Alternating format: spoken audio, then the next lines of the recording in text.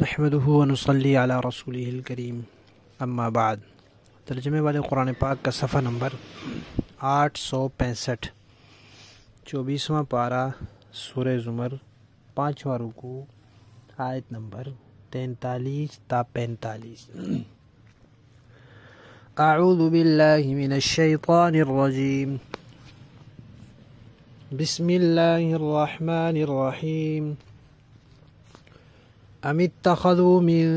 دون الله شفعاء قل اولو كانوا لا يملكون شيئا ولا يعقلون قل لله الشفاعة جميعا له ملك السماوات والأرض ثم إليه ترجعون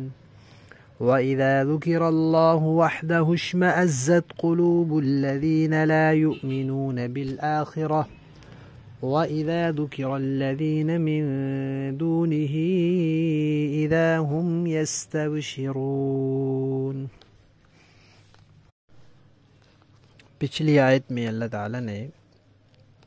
آخرت کا مسئلہ سمجھانے کے لیے روح کے بارے میں بتایا تھا کہ نیند کی حالت میں ایک درجہ روح قبض ہو جاتی ہے، تو جو اللہ اس کو واپس لا سکتے ہیں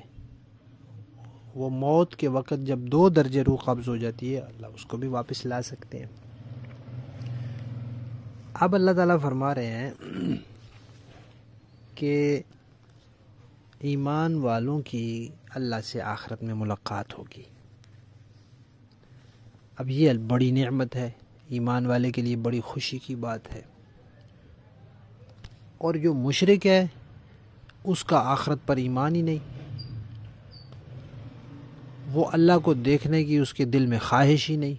اس نے جس کو معبود سمجھا ہوا ہے وہ اس کو دیکھتا ہے ہر وقت۔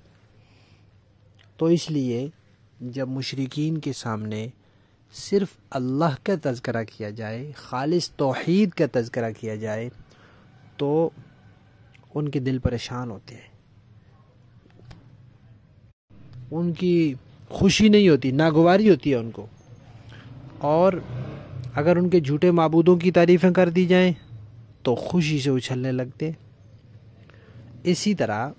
یہ ایک مشرکانہ ذہنیت ہے کہ اللہ کا خالص توحید کا تذکرہ کیا جائے تو منہ بن جائے، اور جھوٹے معبودوں کا تذکرہ کیا جائے، چاہے وہ جھوٹے معبود انہوں نے نبیوں کے نام پہ بنائے ہوں، نیک لوگوں کے نام پہ بنائے ہوں، ابراہیم علیہ السلام کا بت ہو اس کو خدا سمجھتے ہوں، اسماعیل علیہ السلام کا ہو، جب بتوں کی تردید کی جائے تو ان کا منہ بن جائے اور وہ کہے کہ یہ تو ان کا گستاخ ہے۔ یہی ذہنیت اب جاہل مسلمانوں میں بھی آ گئی ہے۔ خالص توحید بیان کرے ان کو مزہ ہی نہیں آتا، ان کو لطف ہی نہیں آتا، اور اگر ان شخصیات کا تذکرہ کیا جائے جن سے لوگوں نے اپنی عقیدتیں وابستہ کر رکھی ہیں اور ان کی کرامات سنائی جائیں تو پھر خوش ہوتے ہیں۔ بزرگوں کی صحیح العقیدہ، بزرگوں کی بزرگی سے انکار نہیں ہے، ان کی نیکی سے انکار نہیں ہے، ان کا تذکرہ کرنے سے جو برکات حاصل ہوتی ہیں اس کا بھی انکار نہیں ہے، ان کا تذکرہ کرنا ضروری ہے، ان کے نقش قدم پر چلنا ضروری ہے، انہی کے ذریعے انسان اللہ تک پہنچتا ہے۔ لیکن ذرا یہ سوچیں کہ صرف اللہ کا تذکرہ کیا جائے تو ناگواری ہو، اور میرے پیر کا تذکرہ کیا جائے، اس کی کرامتیں بیان کی جائے تو پھر میرا دل خوش ہو، یہ کہاں کا انصاف ہے؟ اللہ کے برابر تو کوئی نہیں، اللہ اکیلے خالق ہیں۔ تو یہ جو ذہنیت پیدا ہو جاتی ہے یہ مشرکانہ ذہنیت ہے۔ پھر اس میں اس کے بھی فرق نہیں ہے کہ جس سے عقیدت ہے وہ صحیح العقیدہ ہے بھی یا نہیں، اس کا قرآن پر پورا ایمان ہے بھی یا نہیں، اس کا عمل سنت کے مطابق ہے بھی یا نہیں، حتیٰ کہ حلیہ تک نہیں دیکھتے کہ حلیہ بھی سنت کے مطابق ہے یا نہیں۔ اللہ کے تذکرے پر ناگواری اور اس شخص کے تذکرے پر خوشی جس سے میری عقیدت وابستہ ہے، وہ میرا پیر ہے یا جو بھی ہے، پھر اس کی کرامتیں چاہے وہ سچی ہوں یا جھوٹی ہوں اس کے لیے واہ واہ۔ اس کا اللہ تعالیٰ نے یہاں تذکرہ کیا ہے کہ ان لوگوں نے اللہ تعالیٰ کی اجازت کے بغیر ہی خود سے کچھ سفارشی طے کر لی ہے کہ یہ اللہ کے ہماری سفارش کریں گے، تو سفارش تو ساری اللہ کے اختیار میں ہے۔ اس لیے اللہ فرماتے ہیں کہ آپ ان سے کہیں کہ یہ جن کو تم سفارشی بنا رہے ہو یہ ذرا بھی کسی سفارش کے مالک نہ ہوں اور یہ کوئی سمجھ بھی نہ رکھتے ہوں، بت کیا سمجھ رکھتے ہیں، پھر بھی تم انہی کو سفارشی سمجھتے رہو گے۔ سن لو کہ سفارش کا اللہ کا اختیار ہے، آسمان اور زمین کی بادشاہت اب بھی اللہ کی ہے، اور تم اللہ کی طرف لوٹ کے جاؤ گے وہاں بھی اللہ ہی کی حکومت ہوگی۔ تو جس کو اللہ اجازت دیں گے، جس کے لیے سفارش کی اجازت دیں گے، وہی سفارش کرے گا اور اسی کے لیے کرے گا۔ اور اس کے بعد اللہ تعالیٰ نے یہ بات فرمائی ہے کہ جب صرف اللہ کا ذکر کیا جائے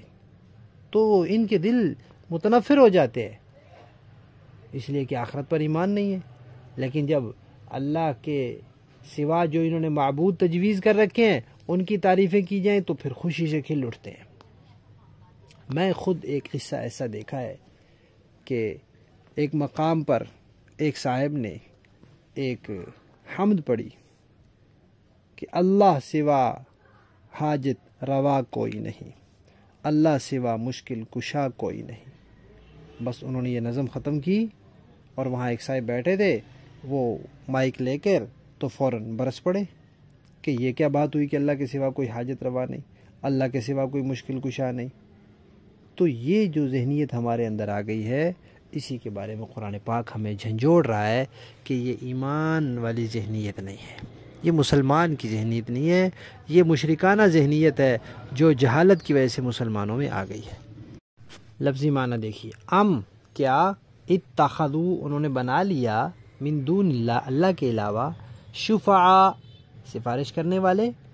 قل آپ فرما دیجئے، اولو کانوا کہ اگر وہ ہوں، لا یملکون نہ اختیار رکھتے ہوں، شیئا کسی بھی چیز کا، ولا یعقلون اور نہ وہ سمجھ رکھتے ہوں، کیا پھر بھی ان کو سفارشی مانو گے؟ قل آپ فرما دیجئے، للہ اللہ کے لیے ہے، الشفاعت سفارش، جمیعا ساری کی ساری، لہو اسی کے لیے ہے، ملک بادشاہت، السماوات آسمانوں کی، والارض اور زمین کی، ثم پھر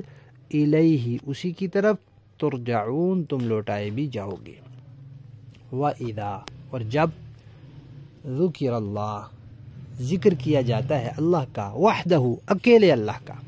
اشمئزت تو متنفر ہو جاتے ہیں، قلوب دل، الذین ان لوگوں کے، لا یؤمنون جو نہیں ایمان رکھتے، بالآخرہ آخرت پر۔ وَإِذَا اور جب، ذکر کیا جاتا ہے، الذین ان کا، من دونی جو اللہ کے سوا ہے، اذا ہم تو اس وقت وہ، یستبشرون خوش ہو جاتے ہیں۔ با محاورہ دیکھیں جی، ام اتخذوا من دون اللہ شفعاء قل اولو كانوا لا يملكون شيئا ولا يعقلون بھلا کیا ان لوگوں نے اللہ کی اجازت کے بغیر کچھ سفارشی گھڑ رکھے ہیں؟ ان سے کہہ دیجئے کہ چاہے یہ نہ کوئی اختیار رکھتے ہوں نہ کچھ سمجھتے ہوں، پھر بھی تم انہیں سفارشی مانتے رہو گے۔ قل للہ الشفاعۃ جمیعا کہہ دیجئے کہ سفارش تو ساری کی ساری اللہ ہی کے اختیار میں ہے۔ لہ ملک السماوات والارض اسی کے قبضے میں آسمانوں اور زمین کی بادشاہی ہے۔ ثم الیہ ترجعون پھر اسی کی طرف تمہیں لوٹایا جائے گا۔ وَإِذَا ذُكِرَ اللَّهُ وَحْدَهُ اشْمَأَزَّتْ قُلُوبُ الَّذِينَ لَا يُؤْمِنُونَ بِالْآخِرَةِ وَإِذَا ذُكِرَ الَّذِينَ مِن دُونِهِ إِذَا هُمْ يَسْتَبْشِرُونَ اور جب کبھی تنہا اللہ کا ذکر کیا جاتا ہے تو جو لوگ آخرت پر ایمان نہیں رکھتے ان کے دل بیزار ہو جاتے ہیں، اور جب اس کے سوا دوسروں کا ذکر کیا جاتا ہے تو یہ لوگ خوشی سے کھل اٹھتے ہیں۔ صدق اللہ العظیم۔